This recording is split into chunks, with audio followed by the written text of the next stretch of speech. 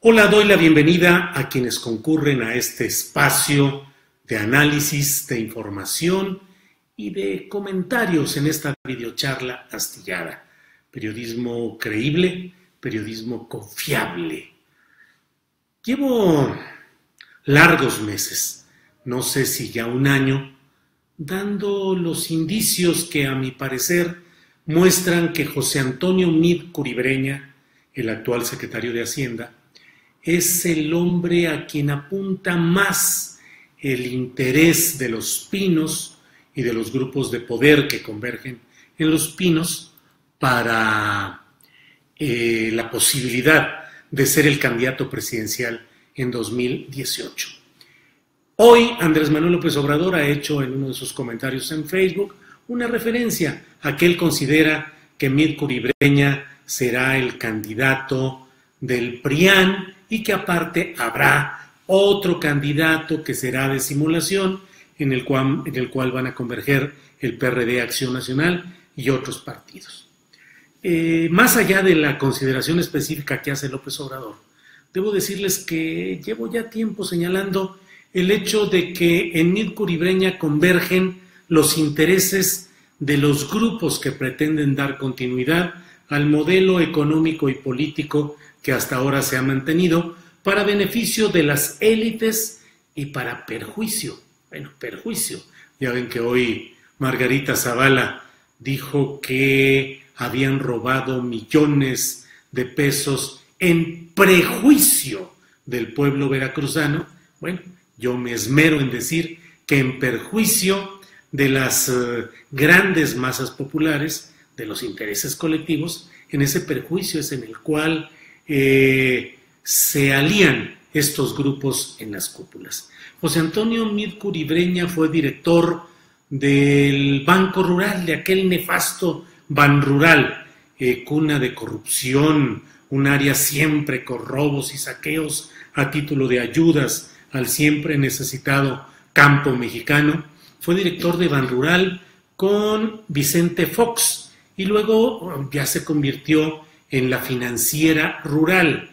Con Felipe Calderón fue secretario de Energía en sustitución de aquella profesora que había sido de Felipe Calderón, Georgina Kessel, de efímera memoria, porque bueno, no fue mucho lo que hizo en la Secretaría de Energía y dejó paso al propio Meade Curibreña, que es un apellido compuesto. Uno de sus antepasados se apellidaba Curi, espacio, Breña, pero él ya lo juntó y ahora es Meade Curibreña. Fue secretario de Energía y luego fue secretario de Hacienda, sustituyó a Ernesto Cordero y estuvo en los momentos de la transición de Felipe Calderón hacia Enrique Peña Nieto. Con Enrique Peña Nieto comenzó como secretario de Relaciones Exteriores, luego fue secretario de Desarrollo Social y finalmente secretario de Hacienda, que es en el cargo en el que está hoy.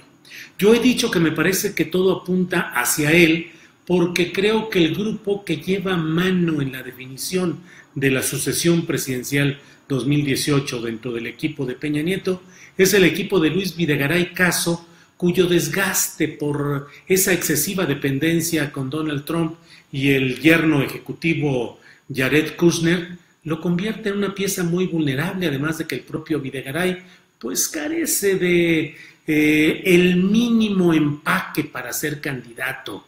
No es un hombre afable, no es un hombre muy dispuesto a toda la teatralidad que corresponde a una candidatura presidencial, y creo que dentro del grupo de él, en el cual pugnan por sobresalir Aurelio Nuño y José Antonio Meade, creo que Meade lleva la delantera.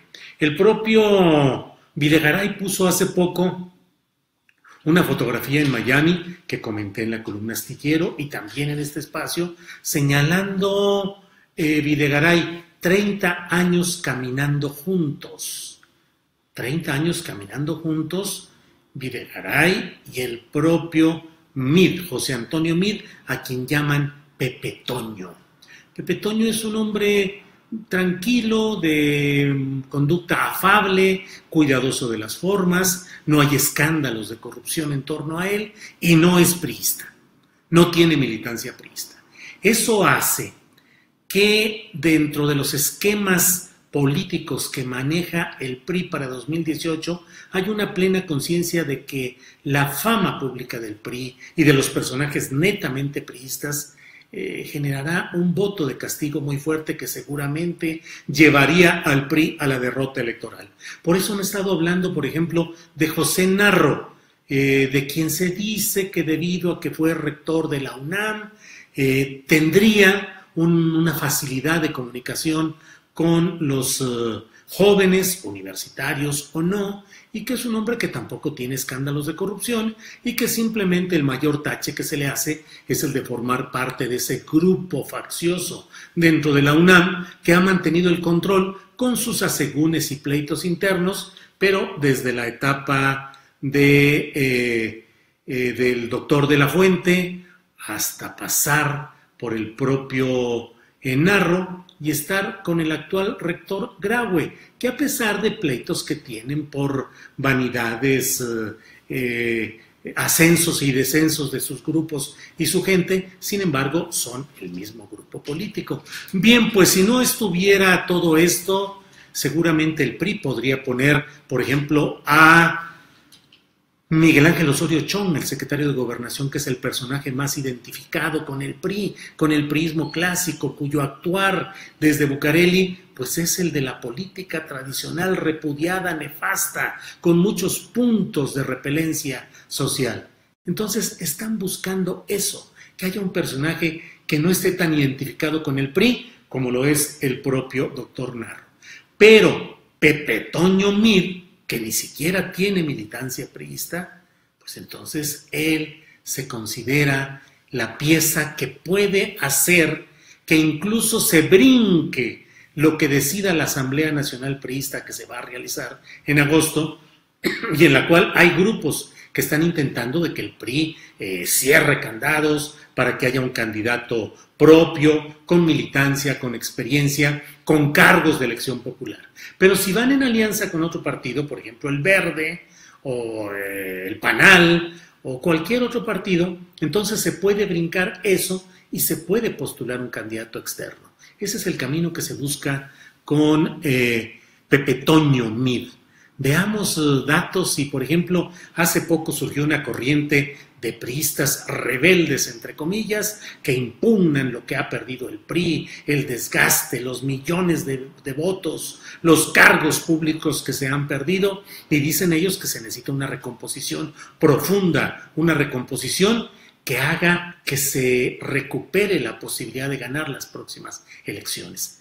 Encabeza ese movimiento un exdiputado federal siempre relacionado con grupos mexiquenses, José Ramón Martel López, quien fue asesor político de José Antonio Mir en la Secretaría de Desarrollo Social. Ahora dice que juega por la libre, encabeza o participa con este grupo de priistas rebeldes que proponen, entre otras cosas, que el PRI presente un candidato a la presidencia independiente, es decir, que no sea militante del PRI. No dicen que se apellide Mir, pero de hecho, pues es la misma propuesta. En ese grupo participa también la exgobernadora de Yucatán, Ivonne Ortega, quien está jugando a la crítica, al análisis profundo, a la denuncia. Dice que también es denunciada, también ha sido espiada por instancias federales, pero en el fondo es la búsqueda de crear la apariencia de un movimiento interno priista que finalmente converja, termine desembocando en la candidatura de Pepe Toño Mir.